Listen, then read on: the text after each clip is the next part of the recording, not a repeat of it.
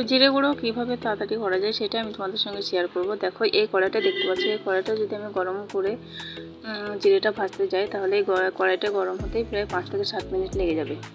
তো আর এমনিতে আমার জিরেটা হচ্ছে অল্প জিরে কড়াইয়ে না ভেজে তোমরা এইভাবে ভেজে নিতে পারো। দেখো আমি একটা বাটি নিয়েছি স্টেনলেস স্টিলের, তো এই বাটিতে একটুখানি জিরে নিয়েছি। দেখো এবার ইন্ডাকশন ওভেনে তোমরা এইভাবে ভেজে নিতে পারো, প্রায় 10 সেকেন্ডের মধ্যে তোমাদের জিরে ভাজা কমপ্লিট হয়ে যাবে। তো দেখো আমার জিরে ভাজা হয়ে গেছে।